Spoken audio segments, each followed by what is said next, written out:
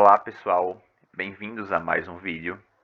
E nesse vídeo eu vou começar a falar sobre o tema coeficiente de restituição e a situação física que eu vou analisar o coeficiente de restituição são colisões acontecendo num plano inclinado. Então, já começando a falar sobre o coeficiente de restituição, o coeficiente de restituição é definido por essa equação aqui, certo? Onde você tem uma razão entre velocidades. Que velocidades são essas, né? V' significa a velocidade relativa de afastamento dos corpos após a colisão. E V sem linha, certo? V normal, é a velocidade relativa de aproximação dos corpos antes da colisão. Então, eu vou começar a falar sobre essa equação já no caso prático que eu vou estar abordando, certo? Que seria, no caso de colisões acontecendo ao longo de um plano inclinado. Então, tem um móvel aqui, certo? Que a princípio ele vai estar em repouso. Eu vou liberar esse móvel para descer o plano inclinado. E a gente já está vendo aqui que a força que vai ser responsável por acelerar esse móvel em direção à posição da colisão é uma das componentes da força peso, certo? Então, esse ponto aqui em amarelo seria um ponto onde você vai imaginar que existiria um elástico, certo?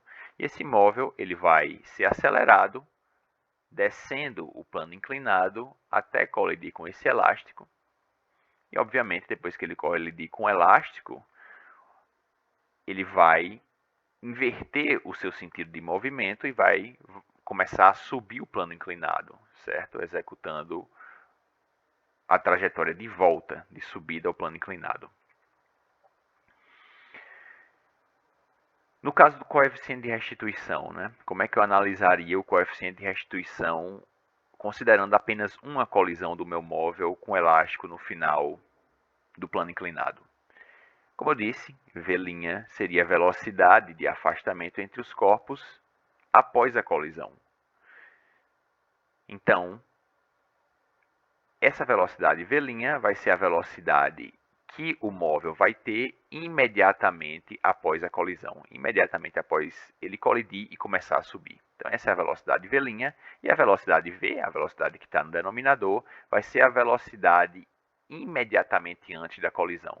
Então o móvel vai descer, vai aumentar a sua velocidade gradativamente à medida que desce o plano inclinado, e a velocidade que ele vai ter imediatamente antes da colisão é V, no denominador, certo? Coeficiente de restituição, como já falei anteriormente, ele está relacionado com velocidades relativas. No nosso caso, como a gente vai estar analisando essa colisão no referencial do laboratório, certo? A gente considera o laboratório como um referencial inercial e a gente vai estar analisando essa colisão estando parados, né, no referencial do laboratório. Então, esse elástico no final do plano inclinado, ele vai estar em repouso, certo? Então ele não se desloca. A única parte, o único corpo que vai ter deslocamento é o móvel. Então, quando a gente fala que o coeficiente de restituição está relacionado com velocidades relativas, nesse caso aqui que eu vou estar analisando é um pouco mais simples, porque um dos corpos está parado. Então, na verdade, essas velocidades V' e V, após a colisão e antes da colisão, é simplesmente a própria velocidade do móvel antes e após a colisão, certo? Falando mais sobre coeficiente de restituição, é uma razão entre velocidades. Então, se é uma razão entre velocidades, como velocidade tem sempre a mesma unidade, né? No sistema internacional, metro por segundo, essas unidades elas se cancelam e coeficiente de restituição é um valor adimensional, ok? Outra propriedade do coeficiente de restituição é que a gente pode determinar valores máximos e mínimos para o coeficiente de restituição, tá certo? Seu valor máximo é 1. Ele é 1 quando a velocidade relativa de afastamento após a colisão é exatamente igual a velocidade relativa de aproximação antes da colisão. Quando isso acontece, a gente tem uma colisão que é dita perfeitamente elástica. A gente pode ter o outro extremo, em que após os corpos colidirem, eles saiam juntos um do outro, grudados. Nesse caso, a velocidade relativa de afastamento entre eles é exatamente zero, porque eles não têm velocidade um com relação ao outro, né? Eles saíram juntos. Que não é no nosso caso aqui, isso aqui não vai acontecer, certo?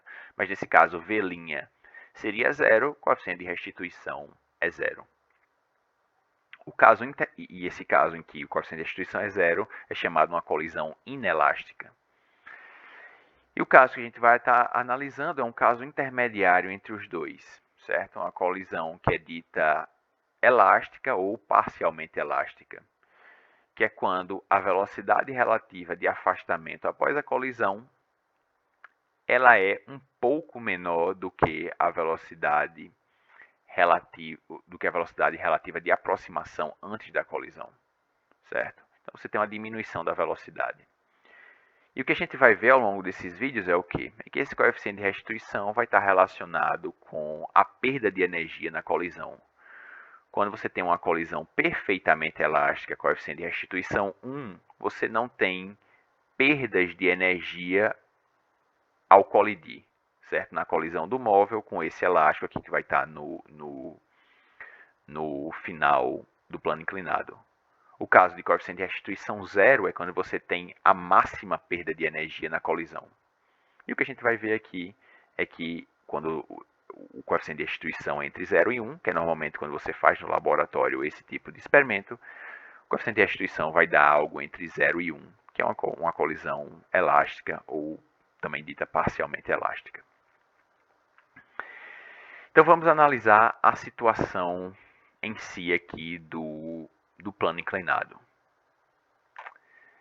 Você tem um móvel, a princípio ele vai estar em repouso, e ele vai ser acelerado por uma força. Que força é essa? Certo? Essa força vai ser uma componente da força peso, certo? Vai ser a componente Px aqui no sistema de coordenadas que eu desenhei, né?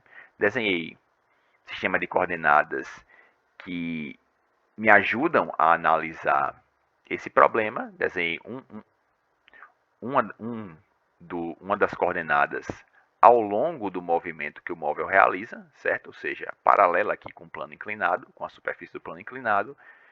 E, obviamente, no sistema de coordenadas cartesiano, o outro eixo vai estar perpendicular a esse primeiro eixo que eu tracei, certo? Que eu estou chamando de eixo Y.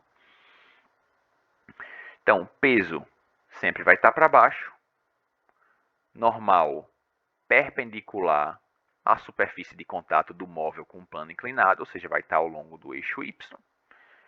Esse plano inclinado, ele tem um ângulo θ com a horizontal, então a gente vai encontrar que esse ângulo θ está exatamente nessa região aqui. Esse ângulo aqui seria 90 menos θ, e esse ângulo entre PY e o vetor peso é o ângulo θ, certo?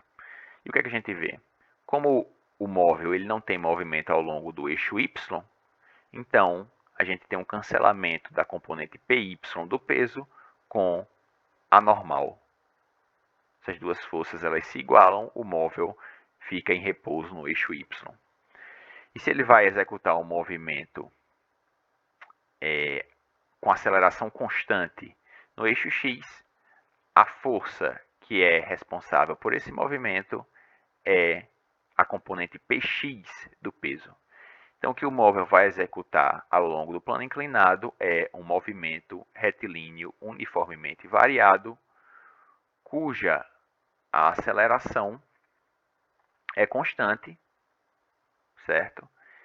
E é fornecida pela componente X da força-peso, ok? Então, o que é que vai acontecer? Inicialmente, o móvel vamos dizer que a gente coloca ele inicialmente em repouso, a uma altura da base do plano H, e uma distância ΔX do ponto de colisão. Então você solta o móvel,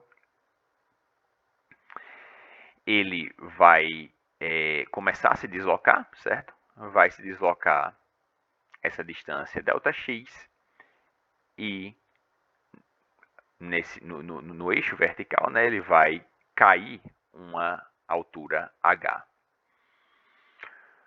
Logo após a colisão, o que é que vai acontecer? O móvel vai colidir, como eu disse, a gente vai tratar no caso aqui, que é o que acontece na realidade, seria uma colisão, vai acontecer uma colisão dita parcialmente elástica, certo?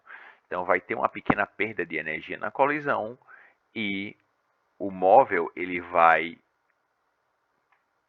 inverter o sentido do deslocamento dele, vai subir, certo? O plano inclinado, sempre, claro, com a componente Px, nesse caso aqui, realizando um trabalho negativo, né, sobre o móvel, vai fazer ele parar. Então, quando ele chega no ponto de velocidade zero na subida, ele vai ter andado ao longo desse eixo x aqui no plano inclinado, uma distância ΔX' e vai ter subido uma altura h', certo? Que são diferentes das distâncias ΔX e h de onde eu soltei o móvel inicialmente e as distâncias que ele percorreu tanto ao longo do plano inclinado como ao longo aqui do eixo vertical, né? Então, nos próximos vídeos, o que é que a gente vai fazer? A gente vai analisar o coeficiente de restituição, como é que a gente pode trabalhar de maneira a calcular qual é o coeficiente de restituição nessa colisão a partir de duas vertentes diferentes. Uma vai ser do ponto de vista da cinemática, certo? Usando a equação de Torricelli para obter essas velocidades v' e v. E depois a gente vai trabalhar por métodos de energia, utilizando o teorema trabalho e energia cinética, e também vai conseguir obter essas velocidades v e v', certo? Então é isso que vai vir nos próximos vídeos. Muito obrigado, pessoal, e até a próxima.